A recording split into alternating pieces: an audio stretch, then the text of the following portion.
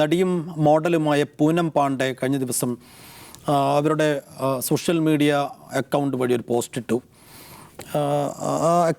ആ പോസ്റ്റ് വഴി അവർ മരിച്ചിരിക്കുന്നു എന്നുള്ളവർ ഗർഭാശയ ക്യാൻസർ മൂലം പൂനം പാണ്ഡെ മരിച്ചിരിക്കുന്നു, വിടവാങ്ങിയിരിക്കുന്നു എന്നുള്ളതായിരുന്നു ആ സോഷ്യൽ മീഡിയ അക്കൗണ്ടിലൂടെ പുറത്തു വന്ന വിവരം. സ്വാഭാവികമായും വലിയ ഞെട്ടല്ലാതെ സിനിമാ ലോകത്ത് മാത്രമല്ല രാജ്യത്താകെ ഉണ്ടാക്കി.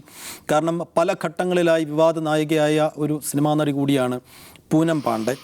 അപ്പോൾ ആ ഒരു ഞെട്ടൽ സിനിമാ മേഖലയിൽ ഇവിടെ സഹപ്രവർത്തകർക്കൊക്കെ ഉണ്ടാക്കി. പക്ഷെ അപ്പോഴും ഇവരുടെ മരണത്തെക്കുറിച്ചൊരു കൃത്യമായ വിവരങ്ങൾ ഇവരുടെ ബന്ധുക്കളുടെ ഭാഗത്തുനിന്നും ഉറ്റ സുഹൃത്തുക്കളുടെ ഭാഗത്തുനിന്നും ഒന്നും കിട്ടാത്തപ്പോൾ തന്നെ ഒരു സംശയമുണ്ടായിരുന്നു. പക്ഷേ ആ മരണവാർത്ത വന്ന് അന്ന് രാത്രി തന്നെ പൂനം പാണ്ഡെയുടെ പേജിൽ അവർ തന്നെ ജീവനോടെ ലൈവിൽ വന്ന് പ്രത്യക്ഷപ്പെടുകയും താൻ മരിച്ചിട്ടില്ല, അതൊരു ഈ ഗർഭാശയ ക്യാൻസറിനെതിരെ ഒരു അവബോധം ഉണ്ടാക്കാൻ വേണ്ടി താൻ അങ്ങനെ ഒരു കൃത്യത്തിന് ഒരുങ്ങുകയായിരുന്നു, മരിച്ചിട്ടില്ല. അതുകൊണ്ട് ഗർഭാശയ ക്യാൻസർ ഈ ഒരു മരിച്ചു എന്ന് പറഞ്ഞ് ഇത്രയും സമയത്തിനെങ്കിലും ഗർഭാശയ ക്യാൻസറിനെ കുറിച്ച് വലിയ ചർച്ചകൾ രാജ്യത്ത് നടന്നില്ല. അപ്പോൾ അതൊരു അവബോധം ഉണ്ടാക്കലായിരുന്നു തൻ്റെ ലക്ഷ്യം എന്നൊക്കെ അവർ പറയും. പക്ഷേ വലിയ വിമർശനം സോഷ്യൽ മീഡിയ ഹാൻഡിലുകളിൽ ഇപ്പോൾ അവർക്കെതിരെ ഉയരുകയും ചെയ്യുന്നുണ്ട്. നമ്മൾ അവസാനമായി അത് ചർച്ച ചെയ്യണം. ഔഫൽ, എന്ത് തോന്നി?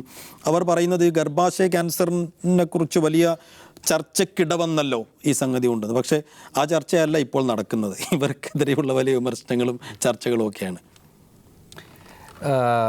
2011 ഇന്ത്യ വേൾഡ് കപ്പ് നേടിക്കഴിഞ്ഞാൽ നഗ്നയായി ഓടും എന്ന് പറഞ്ഞിരുന്ന സ്ത്രീയാണ് അവർ. പക്ഷേ ഇന്ത്യ വേൾഡ് കപ്പ് നേടിയെങ്കിലും അവർ നഗ്നയായില്ല, ഭാഗ്യവശാൽ. ഇപ്പോൾ ഇങ്ങനെയൊരു സംഭവം ഉണ്ടായിരിക്കുന്നു. അപ്പോൾ അവർ റിക്വസ്റ്റൊക്കെ വന്നില്ല, അത് ചെയ്യരുതെന്ന് പറഞ്ഞിട്ട്. അതായിരുന്നു അവരുടെ ഉദ്ദേശം. അങ്ങനെ കുറേ ആൾക്കാർ ശ്രദ്ധിക്കപ്പെടാനുള്ള മാർഗ്ഗം ഉണ്ടാക്കുക എന്നുള്ളതായിരിക്കണം അവരുടെ ഒരു ലക്ഷ്യം. അതിനുള്ള അവർ സ്വീകരിക്കുന്ന ഓരോ വഴികളാണിത്. ഒരു പക്ഷേ വേണമെങ്കിൽ നമുക്ക് പറയാം സെർവിക്കൽ ക്യാൻസർ എന്താണ് എന്ന് ഒരുപാട് ആൾക്കാർ ഒരുപക്ഷെ ഇന്നലെ അന്വേഷിച്ചിട്ടുണ്ടാകാം. ഞാനൊക്കെ നോക്കി കേട്ടോ. എന്താണ് ഈ ഗർഭാശയ ക്യാൻസർ എന്ന് എല്ലാവരും അന്വേഷിച്ചിട്ടുണ്ടാകും. അങ്ങനെ നോക്കുമ്പോൾ അതിനൊരു പോസിറ്റീവായി നമുക്ക് കാണാം. ഇവർ അവരുടെ അവസാനം വന്ന വീഡിയോയിൽ അവസാനം അവർ പറയുന്നുണ്ട് www.poonampandeyisalive.com സന്ദർശിക്കാൻ വേണ്ടി പറയുന്നുണ്ട്. അപ്പോൾ ഞാൻ എടുത്തു നോക്കി. അതിൽ മൊത്തം സെർവിക്കൽ ക്യാൻസറിൻ്റെ മൊത്തം കാര്യങ്ങളാണ് അതിൽ വിവരിച്ചിരിക്കുന്നത്. എങ്ങനെയാണ് സെർവിക്കൽ ക്യാൻസർ വരുന്നത്, അതിൻ്റെ ട്രീറ്റ്മെൻറ്റ് എന്താണ്, അതിൽ സർവൈവ് ചെയ്ത ആളുകളുടെ അനുഭവങ്ങൾ, ഇതൊക്കെയാണ് അതിൽ വിവരിക്കുന്നത്. ആ നിലക്ക് നോക്കുമ്പം നമുക്കതിനെ പോസിറ്റീവായിട്ട് കാണേണ്ടി വരും. കാരണം ഇനി അവർ പറയണം, ഒരു ദിവസം അവർ രാവിലെ എണീറ്റ് നിന്നിട്ട് സെർവിക്കൽ ക്യാൻസർ വലിയ പ്രശ്നമാണ്, അതെല്ലാവരും ശ്രദ്ധിക്കണം എന്ന് പറഞ്ഞാൽ ഞാനോ സൈഫോ നിഷാദോ അത് ശ്രദ്ധിക്കില്ല. കാലം അങ്ങനെയാണ്. ഇപ്പോൾ എല്ലാം എങ്ങനെ ആളുകൾ ശ്രദ്ധിക്കും എന്ന് നോക്കിയിട്ട് ആ രീതിയിലാണ് കാര്യങ്ങൾ മുന്നോട്ട് പോകുന്നത്. നമ്മുടെ സോഷ്യൽ മീഡിയ കാലത്ത് അങ്ങനെയാണ്. അതിനൊരു മാർഗ്ഗമാണ് സ്വീകരിച്ചത്. പക്ഷേ ഇത് കുറച്ച് കടന്ന കൈയായിപ്പോയി എന്ന് പറയാതിരിക്കാൻ വയ്യ. കാരണം ഒരാൾ മരിച്ചു എന്ന് പറയുക, എന്നിട്ട് അയാളെ ഒഫീഷ്യൽ പേജിൽ തന്നെ അവരുടെ ബന്ധുക്കൾ അത് അറിയിക്കുക, എന്നിട്ട് അടുത്ത ദിവസം രാവിലെ പ്രത്യക്ഷപ്പെട്ടിട്ട് ഞാൻ മരിച്ചിട്ടില്ല എന്ന് പറയാം.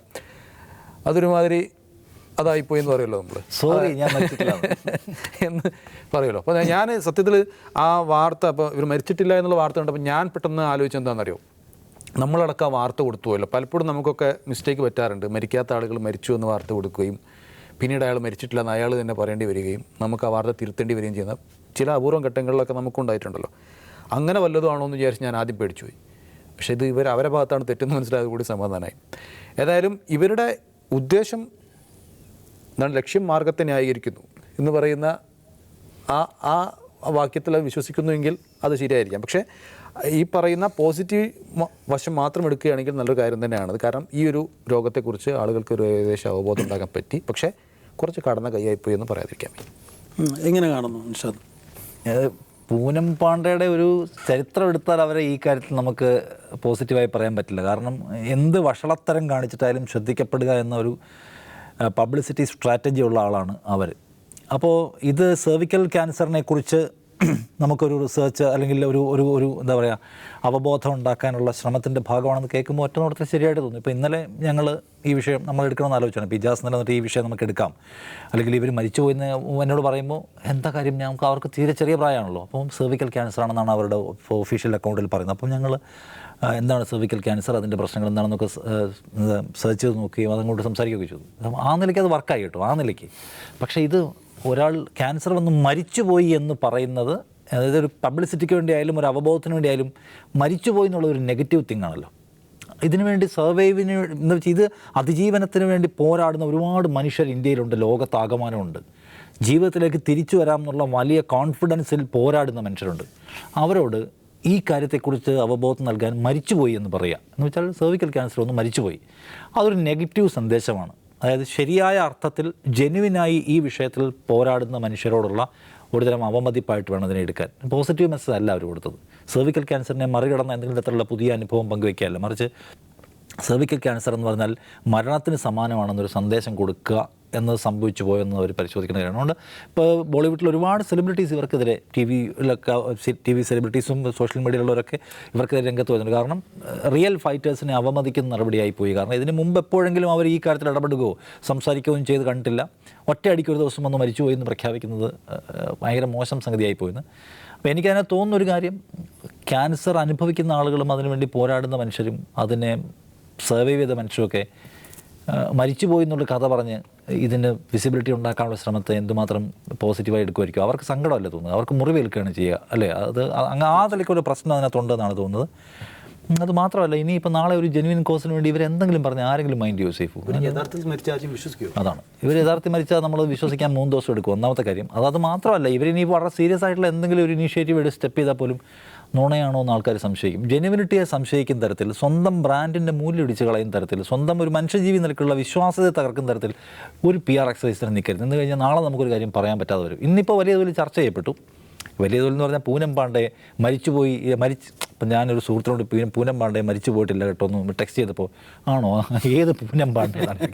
പൂനം പാണ്ഡെ മരിച്ചതും വീണ്ടും ജനിച്ചതും ഒന്നും അവൻ അറിഞ്ഞിട്ടില്ല. അപ്പോൾ ഒരുപാട് പേര് ഒന്നും അറിഞ്ഞിട്ടില്ല, പക്ഷേ അവരെ ഫോളോ ചെയ്യുകയോ അവരാരെന്ന് അറിയുകയൊക്കെ ചെയ്യാവുന്ന കുറേ പേർക്ക് ഇത് വാർത്തയാണ്. അതിനപ്പുറത്തേക്കൊന്നും സംഭവിച്ചില്ല. പക്ഷേ ആത്യന്തികമായി സംഭവിച്ചതാണ് അവരെ സംബന്ധിച്ചുള്ള അവരുടെ കരിയറിലും അവരുടെ ക്രെഡിബിലിറ്റിയിലും ഒരു വലിയ ഡാമേജ് ഉണ്ടായി.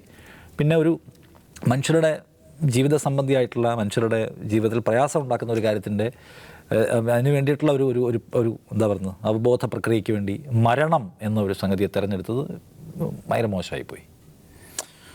അപ്പോൾ ഒരു പബ്ലിസിറ്റി സ്റ്റണ്ട് തന്നെയായിരുന്നു, അക്കാര്യത്തിൽ തർക്കമില്ല. പക്ഷേ അതിനേക്കാൾ ഉപരി ഒരു ക്യാൻസർ പേഷ്യൻ്റ്, റിയൽ പേഷ്യൻ്റ് ഇതിനെ എങ്ങനെ കാണുന്നു, അവരെങ്ങനെയായിരിക്കും ഇതിനെടുക്കുക എന്നുള്ള ചോദ്യം തന്നെയാണ് ഇവിടെ പ്രധാനമായും ഉയർത്തേണ്ടത്. ഔട്ട് ഓഫ് ഫോക്കസ് അവസാനിക്കുകയാണ്. നാളെ വീണ്ടും ഇരിക്കാം. നമസ്കാരം.